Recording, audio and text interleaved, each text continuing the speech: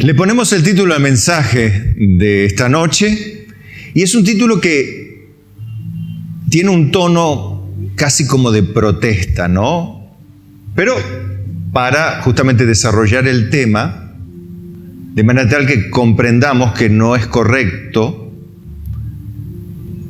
decir el título a manera de protesta, o de queja, o de afirmación negativa. ¿Por qué orar si Dios es solo soberano? ¿Por qué orar si Dios es solo soberano? ¿No? Si Él hace todo lo que Él quiere y antes de la fundación del mundo ya todo está hecho, ¿para qué orar?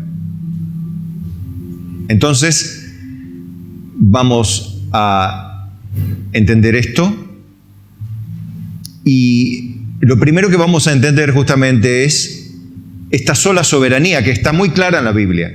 La vamos rapidito a repasar.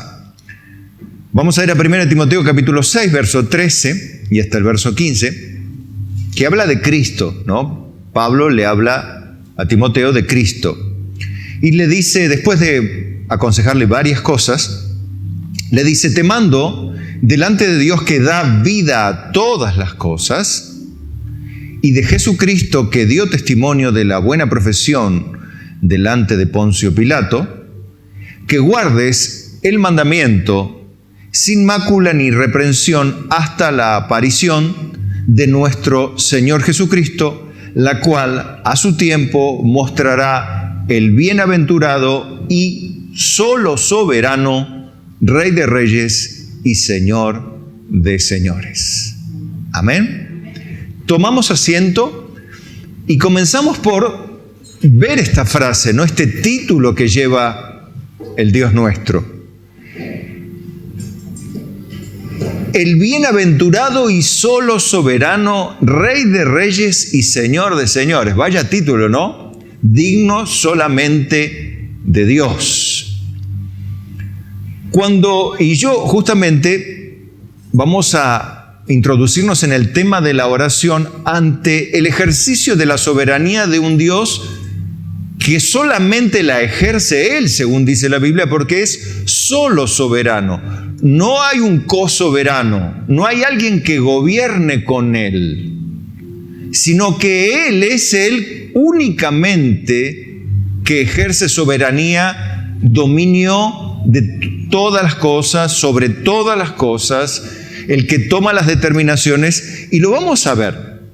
Lo vamos a ver en 3 porciones bíblicas que solemos citar y que hoy las vamos a repasar solamente para enfatizar esta verdad, la de la sola soberanía de Dios, pero no en esa parte de nuestra vida que es linda, donde todo nos sale bien, donde estamos alegres, muy bendecidos, diríamos, que sentimos la caricia de Dios y que como que nos llena el corazón de regalos y de cosas y experimentamos tiempos de refrigerio. Uno puede decir, y sí, eso es de Dios. Pero vamos a ver que lo otro también es de Dios. Pero lo vamos a ver con la Biblia. En Eclesiastés 7:13 dice: mira la obra de Dios, porque ¿quién podrá enderezar lo que Él torció? En el día del bien, goza del bien, y en el día de la adversidad, considera. Dios hizo tanto lo uno como lo otro, a fin de que el hombre nada halle después de Él. Es clarísimo. O sea, nadie le puede torcer el brazo a Dios. A veces hemos escuchado esto que la oración guía la mano de Dios. Acá dice: ¿quién podrá enderezar lo que Él torció? Si Él ya determinó algo, ¿quién lo va a volver a su lugar? Nadie. O sea, es una pregunta retórica, es una pregunta que ya tiene respuesta. Nadie puede darle otra dirección a lo que Dios ya encaminó en otra. Es más, dice, y lo recomienda el sabio Salomón, en vez de estar cuestionando esto, en el día del bien, disfrútalo, pasala bien, dale gracias a Dios. Y en el día del mal, considera a Dios. Porque Dios hizo tanto lo uno como lo otro, dice, el día del bien y el día de la adversidad. ¿Pero para qué lo hizo así? Para que el hombre no encuentre nada más allá de Dios. Esa es la razón por la cual Dios hace lo uno como lo otro. ¿Vieron que no hace una sola cosa? Porque si no, el día de la adversidad es el día que el diablo se pone mal, está contra mi vida, se ha levantado el infierno contra mi vida. No, bueno, puede ser, sí. Pero ¿quién es el autor intelectual del plan sobre tu vida? Dios. Dios hizo tanto lo uno como lo otro a fin de que el hombre no encuentre auxilio, ayuda, socorro, soporte, deleite afuera de Dios. Ni deleite ni socorro, sino que siempre tiene que ir a Dios, o para darle gracias o para pedirle socorro. En Isaías 45:5, miren qué interesante. Dice, yo soy Jehová y ninguno más hay. No hay Dios fuera de mí. O sea, lo dice bien. Yo te ceñiré, aunque tú no me conociste. Le está hablando a Ciro por adelantado aquí. Para que se sepa desde el nacimiento del sol y hasta donde se pone, que no hay más que yo Jehová y ninguno más que yo. Y escuchen ahora, que formo la luz y creo las tinieblas, que hago la paz y creo la adversidad. Yo, Jehová, soy el que hago todo esto. ¿Quién hace todo esto? Yo, Jehová, dice. ¿Qué cosa hace todo? La paz y la adversidad. ¿Quién la hace? Dios. ¿Y el diablo dónde está? Ahí por ahí, pero el que determina todo es Dios. ¿Entienden por qué es solo soberano? Y fíjense los cristianos como andan, no, estamos en guerra espiritual, estamos estudiando demoniología para saber el principado que gobierna, para establecer el reino. Si Dios es el que gobierna sobre todo y el que hace todo esto, la paz y la adversidad. Dios es el que hace todo eso. Pero a mí no me gusta así. No hay otro camino. Estamos en el mundo y no estamos en posición de cuestionar a Dios, porque de la misma manera que el vaso no puede cuestionar al alfarero, ¿por qué me hiciste así? Así tampoco el hombre puede cuestionar a su creador. Lo cuestiona, de hecho, y a veces más de uno de nosotros lo ha cuestionado. Pero no cambiamos nada, porque Él sigue siendo el que hace todo eso, para que el hombre no halle nada fuera de Dios. Esto lo, digamos así, lo dijo también por el Espíritu Santo Jeremías en Lamentaciones 3:37. Y es otra pregunta, ¿no? Otra pregunta que en sí lleva una respuesta. Otra pregunta retórica como la que habíamos leído por boca de Salomón en Eclesiastés. Dice, ¿quién será aquel que diga que sucedió algo que el Señor no mandó?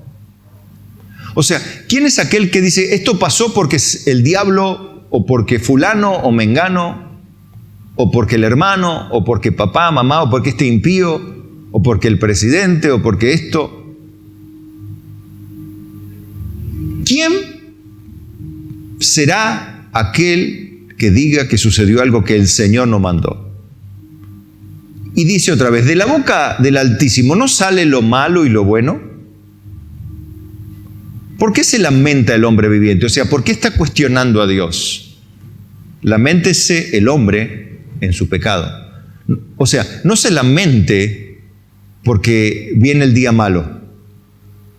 Es más, ¿cómo dice en Efesios 6 que debemos estar fortalecidos con el poder de su fuerza para que podáis resistir en el día malo y habiendo acabado todo, estar firmes? ¿No? Estar preparados contra las acechanzas del diablo. Sí. Pues debemos estar con toda la armadura de Dios para que podáis resistir todas las acechanzas del diablo, las obras de Satanás, los miles de demonios que están, principados, potestades, que contra nosotros pelean. Porque estamos en una guerra espiritual, nos guste o no, estamos en una guerra espiritual de manera continua y contra principados, potestades, príncipes de las tinieblas, por todos lados. Miles de millones de demonios. Pero cuando dice de la boca no sale lo bueno y lo malo, no quiere decir que de la boca de Dios sale el pecado, ni sale la injusticia. Quiere decir que la orden de que los sucesos se manifiesten en el universo están predeterminados por la palabra que salió de la boca de Dios. Alguno me dice, bueno, ¿cómo se puede saber eso? Y habría que ir hasta el cielo y preguntarle directamente a Dios. No creo que te diga, porque todos los que fueron hasta allá no les dijo más de lo que hoy recibimos. De hecho, ¿quién fue al cielo y vino? Pablo. ¿Y quién tuvo visiones del cielo? Y bueno, lo tenemos a Ezequiel, lo tenemos a Isaías, lo tenemos a Juan, lo tenemos a Zacarías, lo tenemos a Daniel, no sé si lo dije. Bueno, sin embargo, no se les dijo más de lo que a nosotros se nos dijo, así que no creo que si alguien se ha llevado al cielo, en el cuerpo, fuera del cuerpo, como decía Pablo, Dios le añade algo más. Por lo tanto, no queda más remedio que en el día del bien, gozar del bien, y en el día del mal o de la adversidad, considerar que solo Dios es nuestra ayuda y socorro, porque así Dios lo determinó. Uno puede decir, pero no se le pudo haber ocurrido hacer otra vida a Dios, hacer otro universo donde seamos todos perfectos, sin pecado. Si Dios sabía que íbamos a pecar, si Él ya preparó un Salvador antes de la fundación del mundo, o sea que antes de que el hombre fuese plantado en la tierra, Él ya preparó un Salvador. Quiere decir que el caer en